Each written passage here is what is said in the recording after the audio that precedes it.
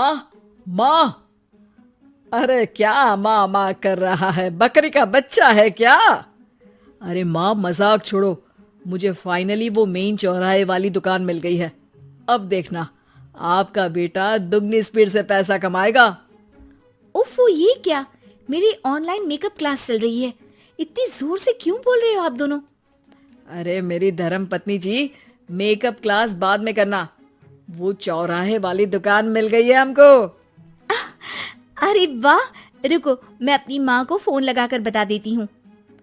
अरे मैं भी अपने रिश्तेदारों को बता देती हूँ, कितनी खुशी की बात है। हाँ हाँ, मैं भी अपने दोस्तों को बता देता हूँ।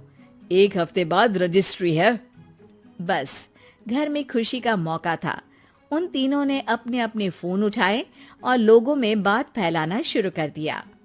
और रही सही कसर श्वेता बहू ने अपने पड़ोस में सबको बताकर कर दी। अरे वर्मा आंटी, अब हम भी जल्दी कार ले लेंगे। घर का रेनोवेशन होगा और ठाट से रहेंगे हम भी। अरे ऐसा क्या हुआ? लॉटरी बाटरी लग गई है क्या? अरे इस बार चौराहे वाली मॉल में हमको भी दुकान मिल गई है। दुकान नंबर 21, जो एकदम चौराहे पर है। अब ग्राहक बढ़ेंगे तो आमदनी भी बढ़ेगी ही ना। अरे वाह, कितनी खुशी की बात है। मैं बहुत खुश हूँ तुम्हें इतना खुश देख के। बाकी एक बात कहूँ, सबको मत बताते फिरना।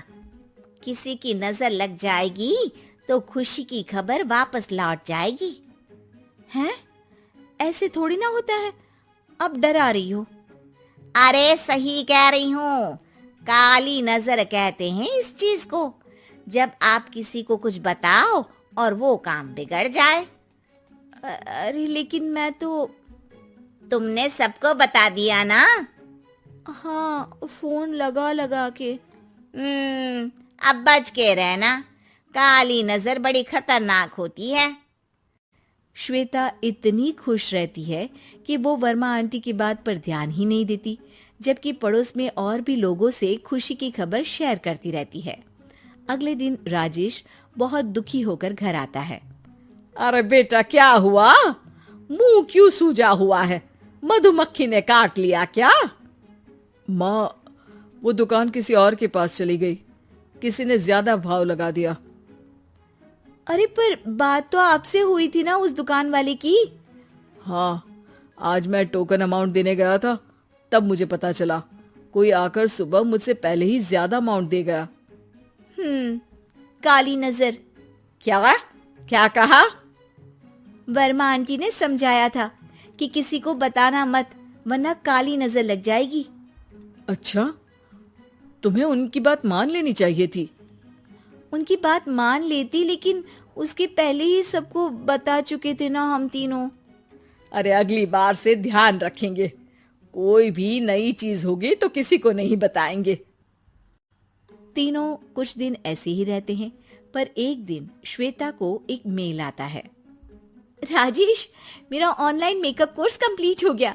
अब मैं खुद का पार्लर खोल सकती हूँ। अरे वाह, अपने मोहल्ले में ही खोलते हैं। ये जो घर के सामने दुकान है ना, वहीं। हाँ, यहाँ सस्ती भी मिल जाएगी। अगले दिन श्वेता वर्मा आंटी के पास जाती है, मिठाई का डब्बा लेकर। अरे आओ आओ, कैसे आना हुआ? जोर से नहीं बोलूंगी। वो सामने वाली दुकान है ना, वहां मैं अपनी पार्लर की दुकान खोलने वाली हूँ, उसकी मिठाई है। अरे वाह, बहुत बधाई हो तुमको। हाँ, मैं कमाने लगूंगी तो राजेश पर पूरे घर का बोझ नहीं रहेगा ना आंटी जी।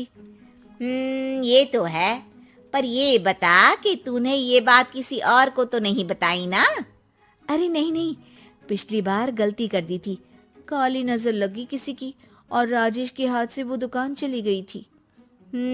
सबको मत बताना। चलो मैं चलती हूँ, कल दुकान की बात करने भी तो जाना है। अगले दिन श्वेता दुकान के लिए मालिक से बात करने जाती है। अरे लेकिन दुकान तो हम कल रात को ही किसी को दे चुके हैं। कल ही? हाँ कल ही। 2 दिन बाद कोई यहाँ पार्लर भी खोल लेगा। अब कहीं और दुकान देख लीजिए। अरे पर हमको भी तो पार्लर ही खोलना था। हाँ भाई, एक ही दुकान है, आधी आधी तो नहीं दे सकता ना मैं। राजेश और श्वेता घर पर हताश होकर आ जाते हैं। इस बार तो किसी को बताया भी नहीं था, अब किसकी काली नजर लग सकती है। सुनो, तुमने माँ को बताया था क्या? अरे कैसी बात कर रही हो, माँ की नजर थोड़ी ना लगेगी। पक्का तुमने किसी को नहीं बताया था ना? सिर्फ वर्मा आंटी को बताया था, उन्होंने ही मुझे किसी को नहीं बताने को कहा। अरे यार, तुम भी सही हो, मेरी माँ को नहीं बताने को कह रही हो, पर वर्मा आंटी को बताना तुम्हें जरूरी लगा। अरे वर्मा आंटी ने ही तो काली नजर के बारे में बताया था ना, वो हमेशा हमारा भला ही तो चाहती है। मेरी माँ भी हमारा भला ही चाहती है। अरे पर चिल्ला क्यों रहे हो, बात नहीं कर सकते क्या आराम से? नहीं आता वो आराम से बात करना, और करना भी नहीं चाहता हूं मैं। दुकान जाने का दुख गुस्से में बदल गया था और राजेश और श्वेता में बात बंद हो गई थी। 2 दिन बाद मोहल्ले में पार्लर का इनॉग्रेशन हुआ, जिसमें मोहल्ले के सभी लोगों को बुलाया गया, पर श्वेता, राजेश और माँ नहीं जाते। माँ, अंदर आ जाओ, क्या देख रही हो? अरे नया पार्लर देख रही हूँ अपने आंगन से। देखो, माँ को दूसरे का सुख देखने में कितना मजा आ रहा है, मेरा दुख नहीं दिख रहा इन्हें। यहाँ मेरा पार्लर भी तो हो सकता था। अरे चुप रहो यार, हर बात में लड़ाई क्यों ढूंढ रही हो? राजेश और श्वेता फिर बहस करने लगते थे। तभी माँ ने दोनों को बाहर बुलाया।